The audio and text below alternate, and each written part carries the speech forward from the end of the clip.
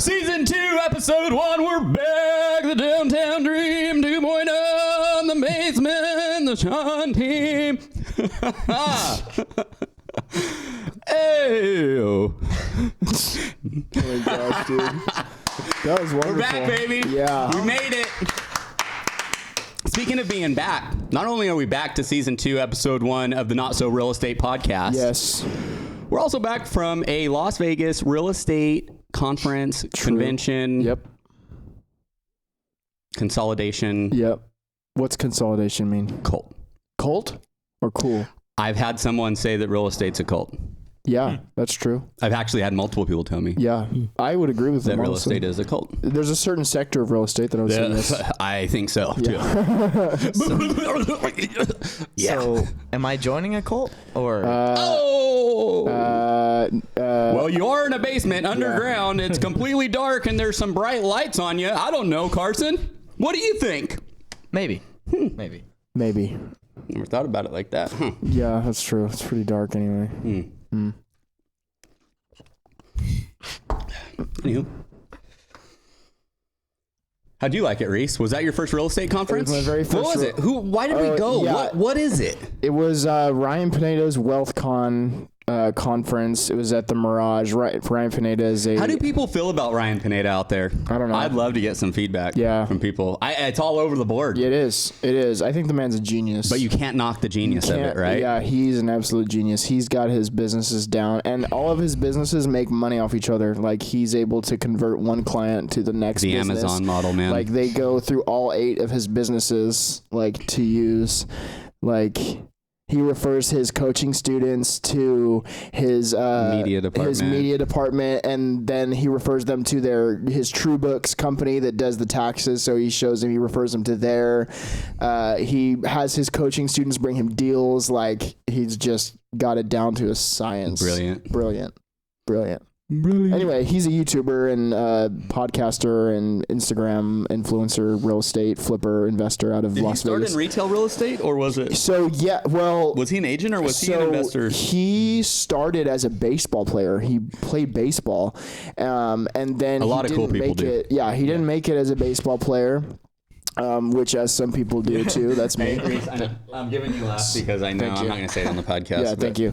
But he started in baseball, didn't make it in baseball, started doing couch flipping, and then he got into real estate, got his license, and didn't make any money, and then ended up flipping a house. He maxed out all of his credit cards and flipped a house and made $80,000 or something like that. Dang. So just want to say, dude's wild. What up, Mason? You're probably not watching this and won't hear this, but love you, dude. Hope you're doing well. Miss you, man. Yeah. Mason's the one that introduced me to Ryan Pineda. Yep. And flipping couches and the Shawn team. Yep. And the Shawn team. True. Yep. Right. True. But yeah, he was an agent. Yeah. Okay. Yeah. He actually he had his own brokerage. Him and his partner started a brokerage, but they moved their brokerage to real. They figured just it had out. Their team. Yeah. I'm just a slow learner. That's all. It's taken me a long time. He was only 8 months ahead of you, so it's not that. Yeah, but his capital was in a lot different position than mine was. Valid. Yeah, true.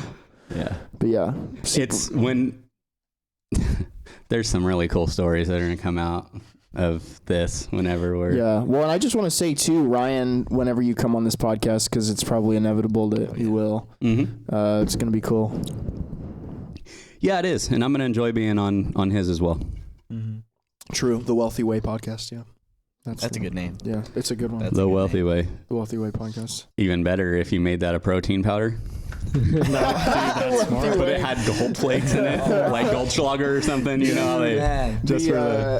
Make it like it's like a protein that costs like $150 exactly for like 4 servings, so you have to be wealthy to buy it. Dude, actually, speaking in that same really vein smart. of marketing and how consumerism and just our brains work, Payless, have you guys heard this? Payless did a recent case study or prank. Oh, I saw that. Yes. They named it Palessi. Yeah. All fancy. Yes. Palessi. Branded it as luxury.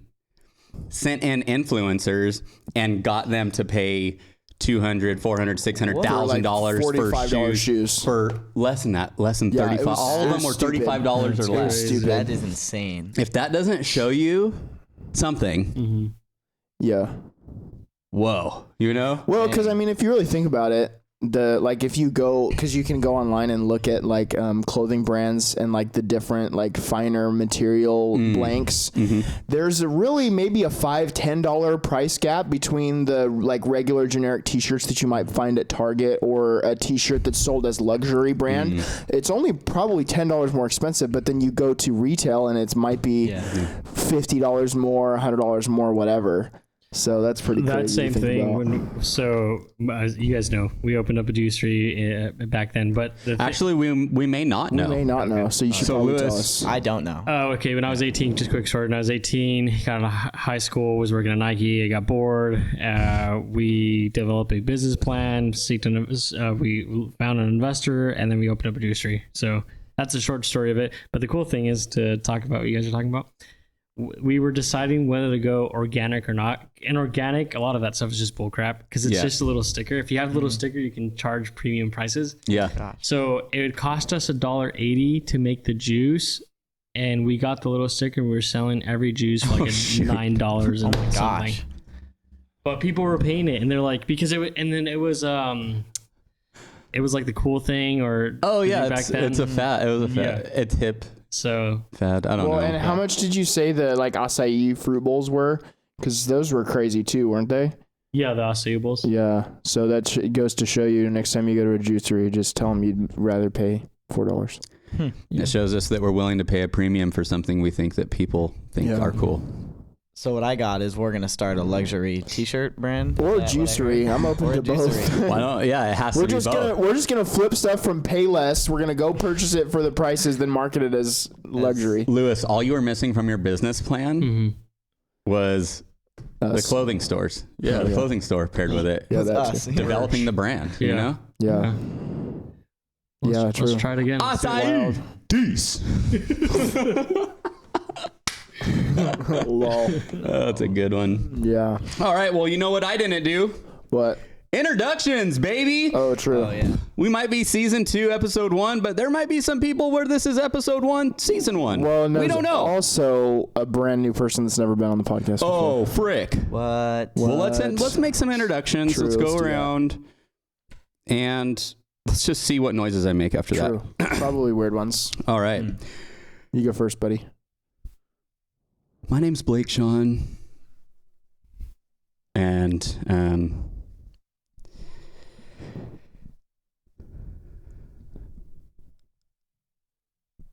are you gonna do more, or do you want me to do it for you?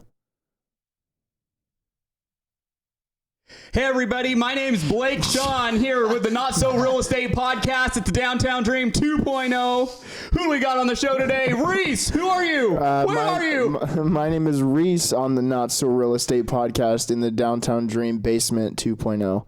Yes. In Caleb's office / podcast room. Yes. My name is Lewis and I'm in the same place. Caballero! Caba! That was, Yeah. And who are you? I'm Carson. I'm Reese's brother, and I'm in the same place. /intern. /intern. Yes. Yeah. Do you get paid to be an intern? Sometimes. Slightly paid. Slightly paid. Yeah, that's his title. Slightly paid intern. It's lunch. You get Chipotle. Lunch, yeah. And no juices, though. No cold pressed juicery.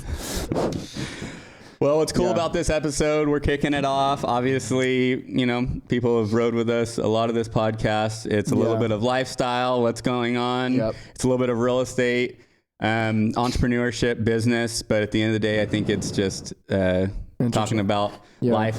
Yeah. Find a little entertainment. And honestly, a little bit of I'd love for people to know our hearts through this podcast. I know we joke around a lot. And just in general, I joke around all the time, but I take this life so seriously. And what I mean by that, and I take this work so seriously, so I think sometimes people look at me like, oh, you know, you out smiling, doing all these booyah kicks, not knowing that it might have taken every bit of energy I got to do that booyah kick, because that was the last thing I wanted to be doing, because I had a fire of something else needed to be, you know, getting taken care of. But you start figuring out who you need to be for who you need to be and what you need to be. And like, I just feel right now with this company, this organization, this podcast, everything that's being done, it supersedes real estate. However, real estate is our vessel that's helped us get there. For people listening, it could be them figuring out if they're going to go to college or not, maybe exploring entrepreneurship in lieu of it, maybe in the midst of college exploring entrepreneurship. At the end of the day, I think this needs to be about helping people discover themselves. Mm-hmm. Yeah. And part of our process and the things that we've had to go through to discover ourselves and how we're still discovering ourselves. Yeah.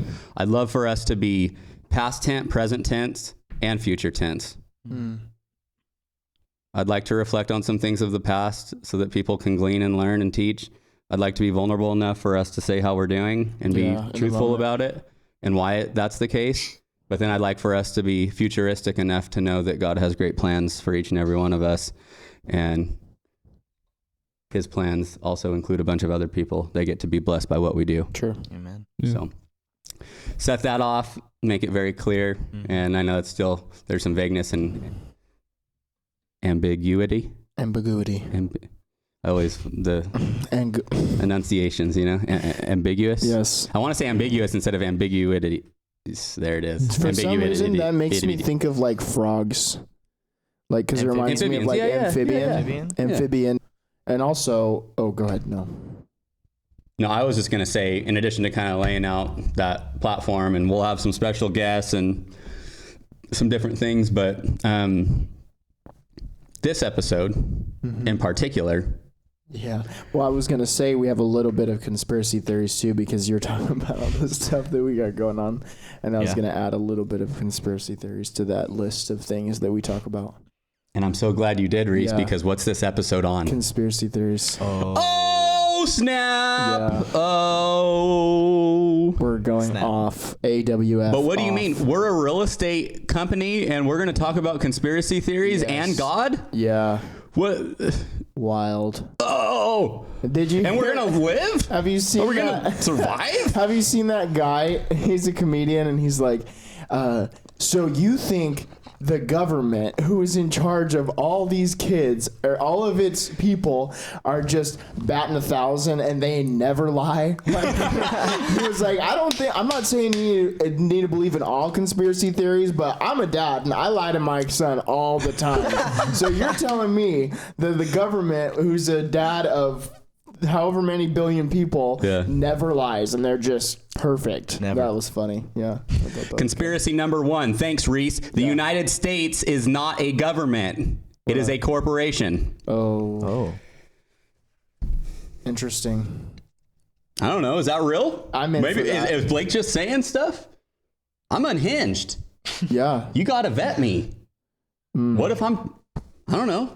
Does that hold any weight with you guys? The U.S. government is not a government. It's actually a business. It's a corporation. Yeah. Well, I mean, it depends on how you want to look at it, because aren't we in like trillions of dollars in debt? Isn't that true or no?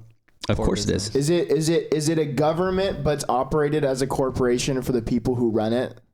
You get all the tax breaks when you're negative. Oh, that's true. If the government is a business, why would that business want to operate positive? I don't know. To like pay themselves? Pay themselves taxes? Oh, interesting. It's just a big old game, guys. It's like Monopoly. It is. I love Monopoly. They refer to, conspiracy number 2. Has anyone ever heard of BRICS? BRICS. The new money that a few countries have all signed up and agreed to be on in lieu of the American dollar. The dollar is going down a lot. Because they say the dollar is fiat money, where this BRIC system will be gold backed, which goes back to the gold standard. Yeah. Which is the moment that the US dollar inflation started going off, because now our paper was backed by nothing tangible. Yeah, there was no. That makes sense. Yeah. So it's a good thing and a bad thing. Good being that it is gold backed, so it might be reliable, quote unquote, but bad because it's probably because the economies that are supporting it are weak. Yeah. So, but it could lead to one world, maybe. Which I'm all for. The closer we're that, the closer I am to Jesus. So, frick. So bring it on. U.S., sign me up. I think it's all a distraction. I think they like giving people the idea that maybe there's a hope that the gold standard could come back. All of the people here. Well, that's what it's about. It's about false hope, isn't it? That's what the Antichrist is. That's what it's. That's their game. I'm gonna get wild here. Do it. I dare you. Because we know the enemy, the devil, Satan, Lucifer. Sure. That guy. That mean. The Antichrist, whatever you want to call. Mm-hmm. He copies everything that God does, and he manipulates it and he twists it. Yeah, makes it bad. Yeah.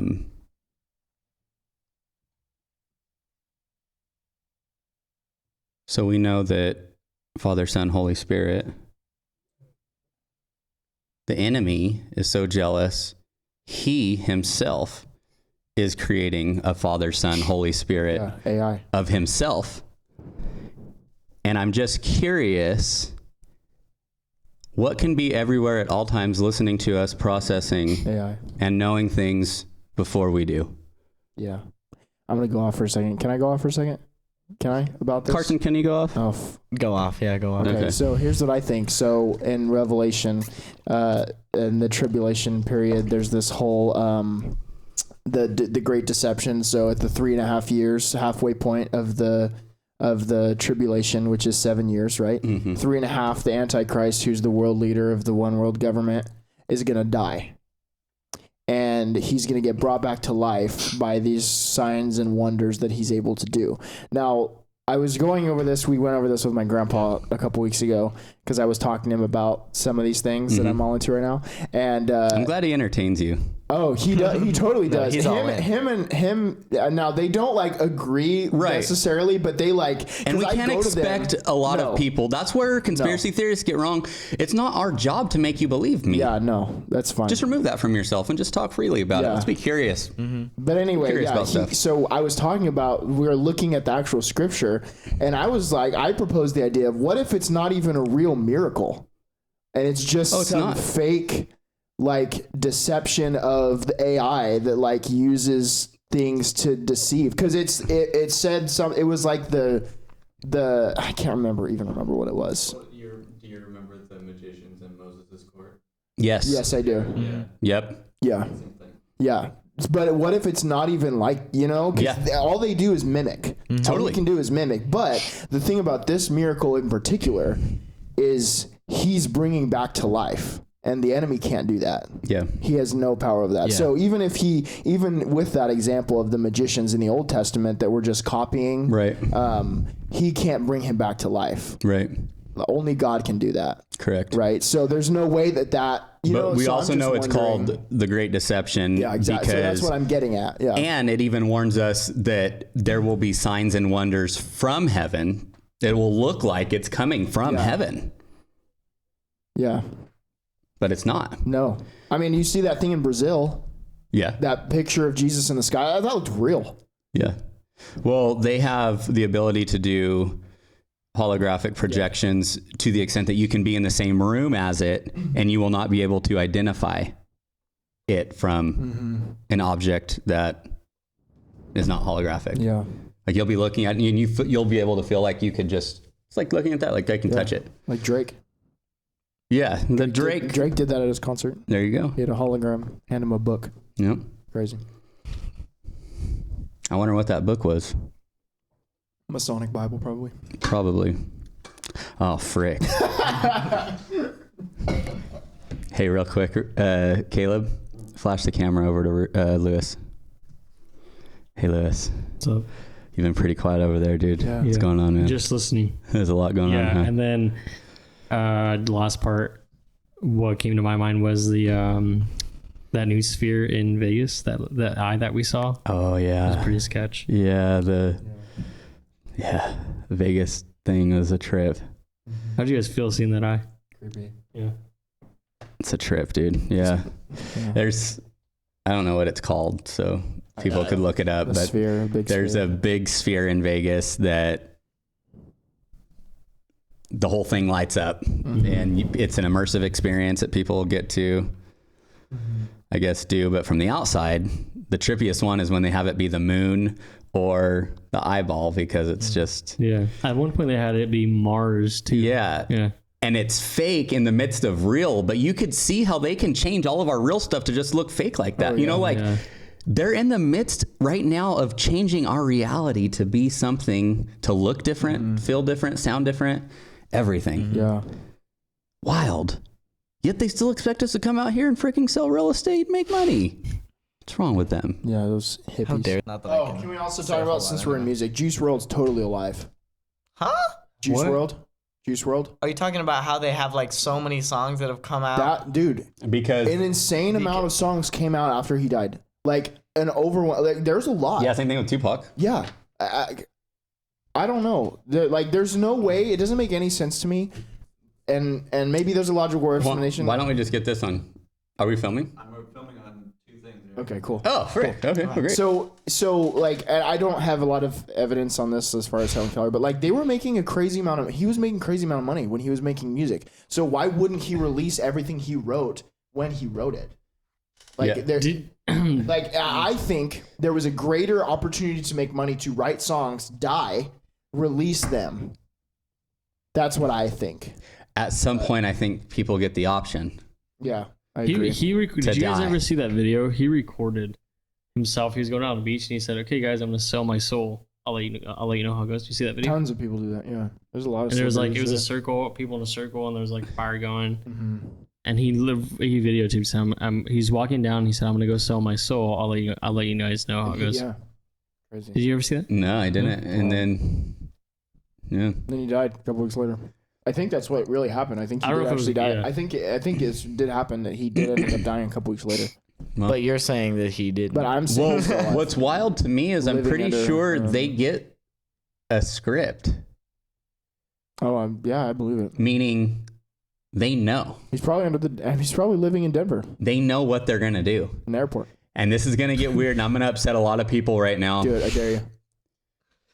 Some of the most famous athletes in the world are handed scripts when they're drafted on what it's gonna look like for them.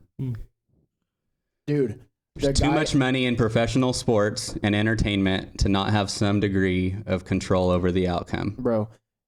Trust. The guy that had a heart attack, totally dead. Oh, they killed that fool because he wouldn't comply. I watched a video on this. Which guy? He was the guy that for the Bills.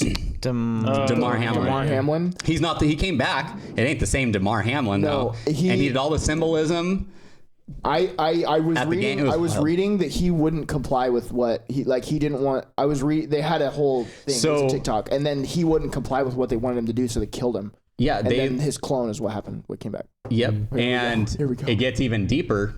If you guys want to look at Damar Hamlin's scene, there's only one person standing. Crazy. Yep. One person standing during the whole thing. Everyone else is down. Who is that person? What number they have? What's the significance? I can't remember. I've seen what you're talking about though, but I can't remember. The one person standing was the number 33.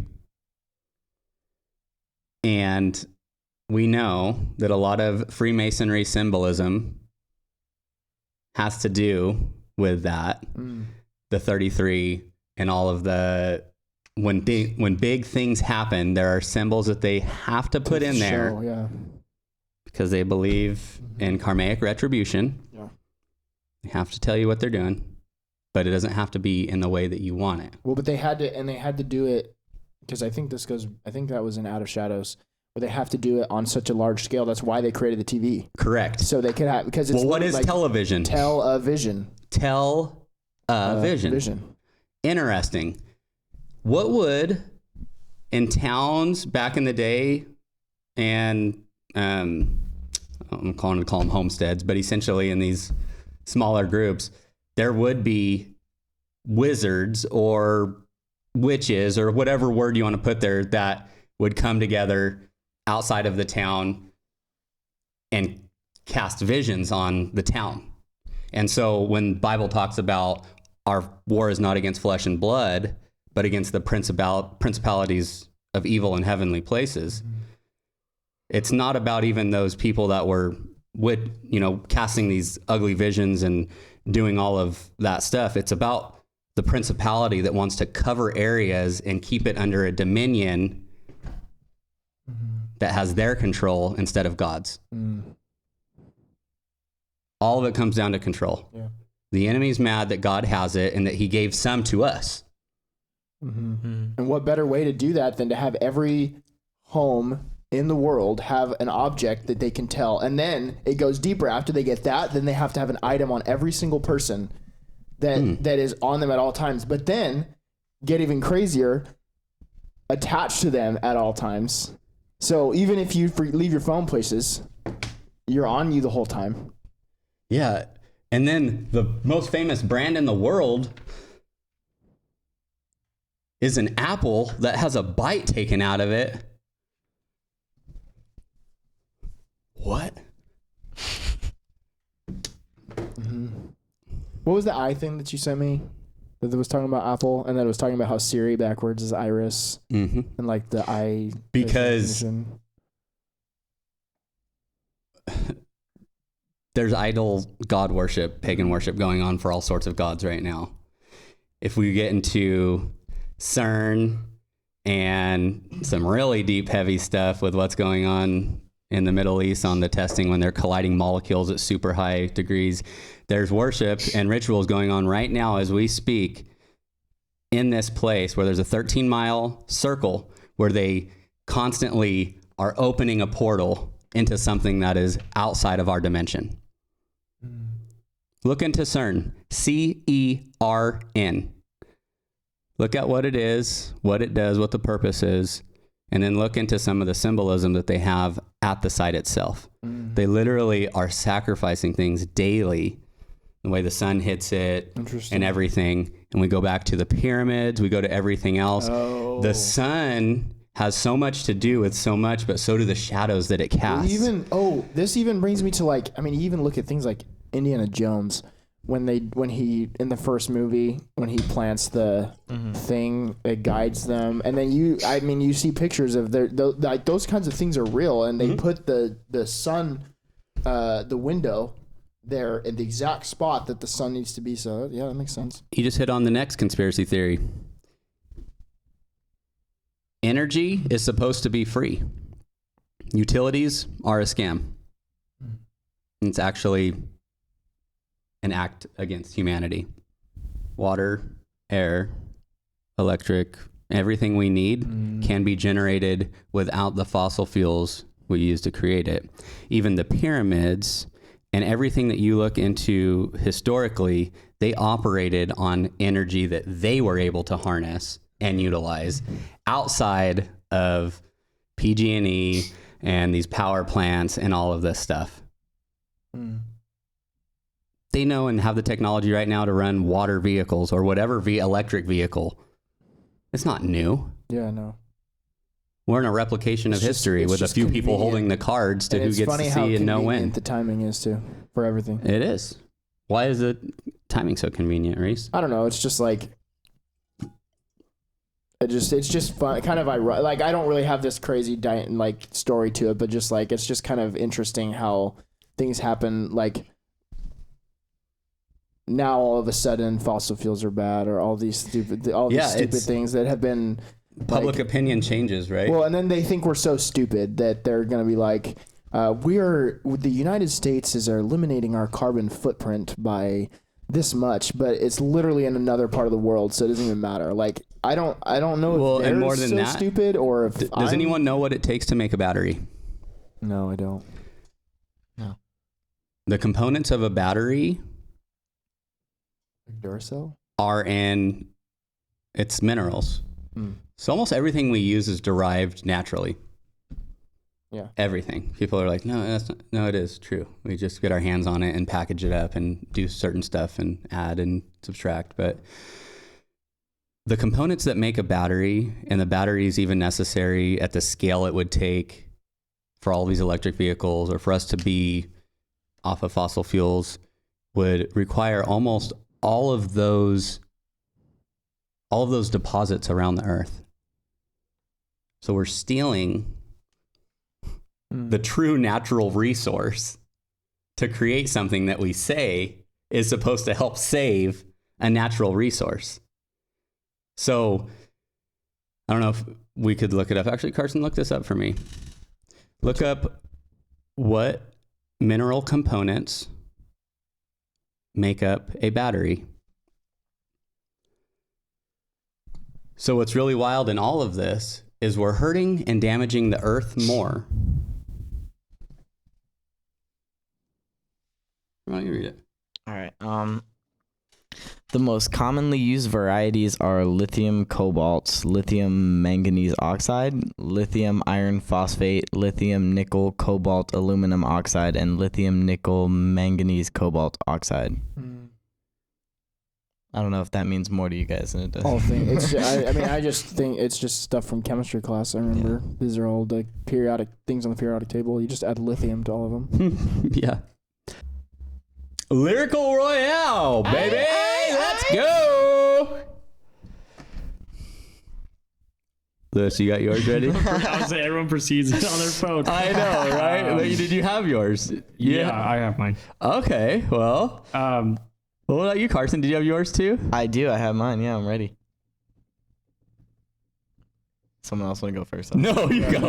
You go first. Okay, well, it was my first time on the podcast, so I thought an introduction would be nice. So I asked for help from my friend Adele and went with, "Hello, it's me." Oh! True. That's good. Sing it. I'm good. Nice. Yeah, you guys get the message. Yeah. Oh, we do. I like it. Yeah. I like it. Lewis, you got yours ready to go? Yeah, mine's by Drake, and it's I'm living life right now, man, and this is what I'm gonna do till it's over. Amen. That was good. That was good. Deep. I like that one. Hey. That's good. But now you can't do anything else, though, ever, because Yeah, you said you were going to do this. Yeah. Mine is from... Oh, you want to go first? Or me to... No, I want you to go. I want you to go. So, Carson and I were driving to work today, and sometimes, like, my car does this weird thing where it won't connect to my phone. It's happened twice. So that happened this morning, so I put on Sirius XM on the hip-hop station, and it came up. It's a song called Doomsday. It's horrible. By a group called Lyrical Lemonade. And I thought it was a good name, so I used a lyric from their song. Okay, I like that. Like this. And since the 6th grade, I've been great, no sensei. Let's slow it down and say it again. Since the 6th grade, I've been great, no sensei. You get some feedback on that one, Carson? Decent lyric. The song was not good, though. It was not a good song at all. It was garbage. Yeah, it was bad. Sorry, Lyrical Lemonade. Your song was trash. Are you talking to your brother? No. Huh? No, that was the name of the Lyrical Lemonade. Oh. Yeah. Yeah. All right, Blake, hit it, buddy.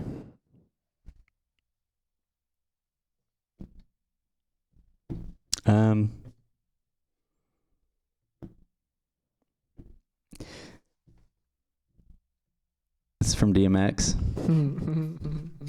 Slippin'. Oh. I've been through mad different phases like mazes to find my way and I know that happy days are not far away. Wow. That was great. Really good. That was really Dang. good. Did you just find that right now, dude? Because that was really good. If I'm strong enough, wow. I'll live long enough to see my kids. Dang. Dang. Valid. Thank God he made me through to at least that one, Yeah. That song lyric seems a little bit worse now. I still like mine. Now I get to take care of little kids and big kids. Are we your big kids? Yep. Yeah, I'm in that group too. Yeah, true. I'm in the daycare facility with you guys. Trying to operate at the same time. You're like the teacher's aide, like in high school, like there's the sophomores, but then there's the senior. That's yes. The TA. That's you. Hey, you had a crush on one, huh? No, I don't think I did. Oh, I don't think I did. Okay. Yeah. Anyone have a crush on a TA? All my TAs were guys, so no. Living in the 21st century. Doing something mean to it. Do it better than anybody you ever seen do it. Yes. TA, do you have any TAs that were pretty? No. Yeah. I think I had one time. 6th grade. Like when I started caring a little bit. Yeah, a little bit. Probably wasn't even anything, but it was just 6th grade and older looks better, you know? Mm. So, anywho. All right. Cash checks and breaknecks. Woo! Just to sum up Lyrical Royale, and I think just to sum up our time here, Yeah. Carson, what's it like being here, hanging out with the Shawn team? You've been here for a little while. You go home, you still have to hang out with Reece outside of work. True, it does. What has that experience been like for you? And for someone who doesn't know who we are, what would it be like for them to walk into a place like this? Oh gosh. I mean, the experience, that's easy. That's been great. You know, it's been a lot of fun, and I like everyone, so that's good. Except for Reece, but you know. Can't you not I'm just about kidding. that? Just kidding. For someone who doesn't know us to walk in, I would say the best word, because I think the first time I came in, we ended up having like a Nerf war in the basement that day. So for someone who didn't know us to walk in, I would say interesting. Ah, interesting. But exciting, definitely. But Yeah. Interesting. I like that. Yeah. I had a great meeting today where if I can do nothing but when someone mentions us, we pattern interrupt their brain. I think we are who we want to be. Yeah. The episode was definitely a pattern interrupt. For sure. And that's why I wanted to start it off with that. Yeah, that's good. So, yep. I think it's important to not, be Yeah. serious while we're talking about conspiracy theories and not serious. And I can jump over to real estate and, say that we closed $1 million worth of homes this week. True. That's true. Because we did! But it's not as cool. It's not as cool. Well, that's it for the opening episode. Thank you, Carson, for being here. Thank you, Caballero. Reece. Got some more special guests coming in. Subscribe, like, share, tell your friends, tell your mama, and invite us over for the Q this summer. Hold on, ladies. We're back next week with the Downtown Dream 2.0, the Shawn team of... I said that backwards. The Shawn team at the Downtown Dream 2.0 of the Not So Real Estate Podcast. Woo! All right. Booyah. 3:42. Okay. I have to run to Best Buy.